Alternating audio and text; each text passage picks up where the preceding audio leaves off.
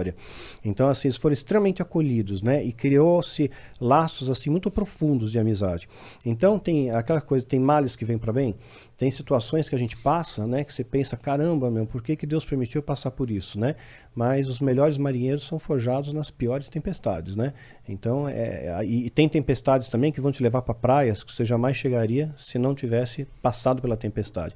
Então, eu entendo hoje, como cristão, que tudo tem propósito. Quando eles começaram a me descortinar esse evento, me preparar para um sacrifício humano, né? E eu ter que participar da cerimônia, etc e tal, eu já fiquei meio com o pé atrás com aquilo. Né? Aí culminou, calhou ao mesmo tempo disso, namorava uma moça, eu sumariando, né? A história, tá, eu já falei isso outras vezes, né? Eu namorava com uma moça que era cristã, evangélica, ela cismou que eu... Ela sabia que tu era... Não sabia. Não sabia, mas ela percebia que tinha alguma coisa estranha em mim, né? Tinha alguma coisa estranha, tem alguma coisa, os 7 erros aí, né? Porque eu defendia muito o diabo. Né? Eu defendia o diabo, né? Eu defendia assim, eu era advogado do diabo, né? Então eu defendia pra caramba, né? Então, se ela falasse alguma coisa de Deus, né? Ela queria me evangelizar, né? Então, eu pegava, falava a respeito do diabo e eu queria satanizar ela. Então, era uma troca. Era uma troca. Imagina que casamento doido que pois era. Só que ela não tinha muito argumento, né? Então eu vencia nos debates, né? Ela tinha um irmão pastor até que assim, era fácil dar um nó nele, né? Ele não tinha tanto conhecimento. E eu tinha aprendido muita coisa no satanismo, muita coisa para dar nó. A doutrina satânica, eu expus no meu livro um verniz dela, um verniz assim, né, para não aprofundar, para as pessoas não pirarem, porque vão achar que aquilo é bom, mas não é. É uma grande ilusão. O diabo é um especialista em ilusões. Ele cria um palco na sua frente bonito, né, te atrai, só que você vai te levar para a morte, para a destruição. É que nem uma luz artificial, leva uma mariposa para a luz, ela morre lá, né? Então é uma ilusão.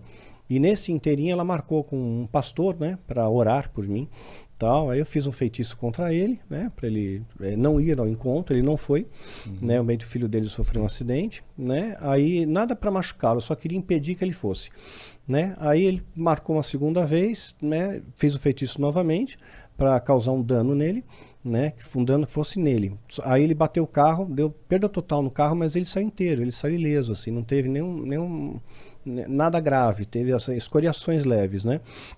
E aí eu achei estranho, falei, pô, alguma coisa está errada, né? Aí chamei os sumos sacerdotes para me ajudar a fazer um ritual mais robusto contra ele. 13 vidas foram oferecidas pela vida dele. Então, se ele morresse, 13 vidas seriam ceifadas como pagamento aos demônios. Caralho. Então, eu tinha certeza que aquele pastor ia morrer. Mas ele foi ao encontro, quis conversar comigo. Ele chegou acabado, cansado, né, exausto, e me chamou para conversar com ele. Eu tive muito medo dele. E eu não tinha por que ter medo, né? Porque eu estava envolvido com a alta magia, acreditava que eu tinha o meu anjo guardião, que era um demônio, o tal do Abraxas, né? Estava no meu ápice da forma física, né? No Kung Fu. Então ele não era um oponente, mas eu tive muito medo dele. Ele tinha alguma coisa nele que assim me incomodou, né? E eu peguei e vou enrolar o cara, né? Ele falou, vou falar com você por 5 minutos. Me dá só 5 minutos. Eu entrei na sala dele, né, ele fechou a porta, trancou a chave, eu fiquei preocupado, olhei para a janela, vi que a janela tinha grade, tinha que emagrecer muito para passar lá. Calculei assim, pô, tem que ter pijama de uma listra, né? Não vai dar. Então, eu falei, pastor, não quero mais falar com o senhor. Ele falou, não vou mais falar com você, só vou orar por você. Aí eu vejo uma mão crescendo assim, caí no chão, perdi a consciência, me debati. Isso durou umas 3 horas, segundo ele, depois. E eu estava muito arrebentado no final. Ele me ajudou a levantar, estava muito machucado, hematoma, com a roupa rasgada, corte. Ele falou, você se debateu, né? Eu não consegui te proteger. E a sala dele estava bem destruída, né? Tudo derrubado no chão. Né? E aí, aquele dia, ele quando você aceita, né, Jesus, você faz uma oração guiada, né? Alguém te ajuda. Né? Então, ele fez eu repetir as palavras, né? Aceitei Jesus naquele dia, né? E aí sim eu fui invadido de uma paz que transcende o entendimento. É claro que a seita me perseguiu, porque eu tinha medo que eu revelasse os segredos, né? Porque tem segredos que são herméticos ali, que você não pode contar. E eu nunca contei, mesmo porque não edifica. Então, quando eu lancei o meu livro Filho do Fogo, a série Filho do Fogo, eu fui muito perseguido, porque eles imaginavam que a igreja... Porque, assim, eu tinha feito parte de um grupo que tinha entrado em algumas igrejas Você vê o discurso de uma igreja há 20 anos atrás, né? E o discurso da igreja hoje. 20 anos atrás falava de amor, de perdão, de santidade, falava de outros valores. Hoje é prosperidade. Prosperidade, é unção, é o poder, é a loucura, né? O milagre, é tudo gira em torno do dinheiro, né? Da glamorização do dinheiro. O amor ao dinheiro, né? Que é a raiz de todos os males. Então, entraram na igreja, espalharam na igreja doutrina de demônios e doutrinas humanas, conforme a Bíblia diz que ia acontecer.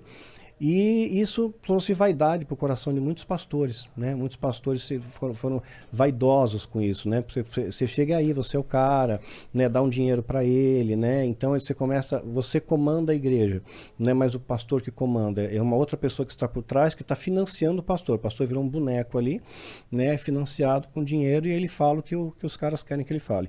E aí criou-se uma doutrina paralela, que é a doutrina que a gente vê hoje. Ato profético, apóstolo, não existe apóstolo, né? E tem apóstolo hoje, pai apóstolo, inventaram outro, apóstolo rei, né? Inventaram um monte de título. E tudo para... Então, só para entender, aí você queria barrar ele para não ir chegar lá até o encontro.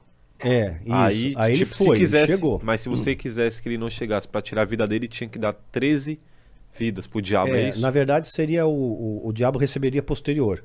Depois. Ele não recebe adiantado, né? Ele recebe a posterior. Uma vez que foi feita aquilo que foi combinado com ele, você tem que pagar aquilo. Se você não pagar, você está lascado. Quer dizer, eles colocam todo o terror do mundo em cima de você. Eu nunca conheci ninguém que diz que pagou para ver. Porque eles colocam todo um terror em cima de você. E também dizem que uma vez que você entrou, você não pode sair. Se você sair, você corre risco de vida. Então, aconteceu uma série de situações comigo depois que eu saí, que saem da esfera do natural, né? Então, tem coisas que são naturais. E tem coisas que são sobrenaturais que a gente não entende. Na época, minha noiva, né? Depois tornou-se minha esposa, né? Ela tinha 3 cães na casa dela. 3. Saudáveis, tudo bem. 2 golden e uma vira-lata.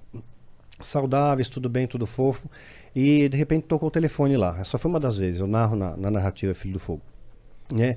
E alguém do outro lado, ligado ao satanismo, né, me ameaçando.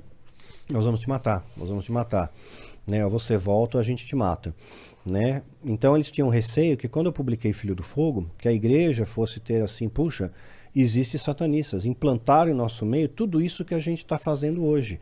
Então isso daqui, a gente saiu do prumo bíblico, né? É como você pegar um barco e desviar ele 5 graus da rota, né? Você não percebe nos próximos 100 metros. Depois que você andou quilômetros, você, puxa, estou perdido.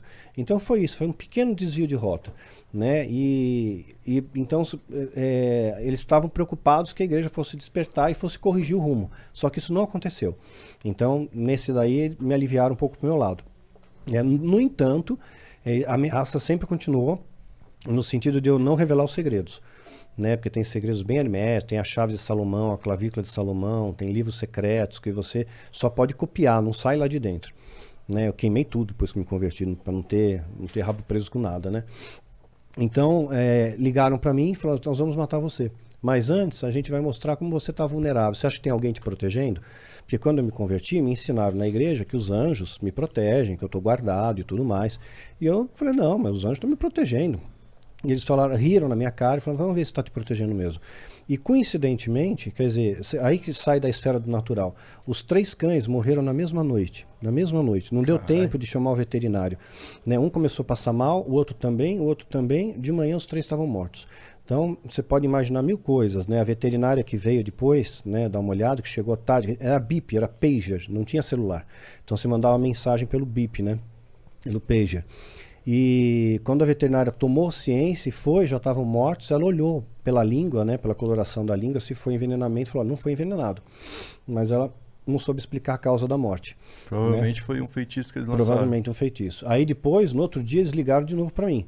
Tá vendo? O próximo é você. Você não está protegido. Então, assim, foi bem punk, né? Você passar por toda essa situação, assim, foi bem complicado. Não foi fácil, não. E, na verdade, eles desistiram da ideia de te pegar, então. Eles insistiram bastante durante um período, né? E uma das vezes eu cheguei a falar com eles por telefone, né? Eu falei, olha, né, eu vou falar sobre o cristianismo, eu vou falar sobre o poder de Deus que triunfa sobre o poder do mal. Mas eu não vou revelar segredo de alta magia, né? Isso não edifica ninguém, né? Se eu fizer isso, eu estou dando um tiro no meu pé, eu tô indo contra Deus. Quer dizer, eu vou ensinar bruxaria na igreja. É antagônico, né? Então, e aquilo parece que baixou um pouco a poeira e eu deixei de ser um alvo.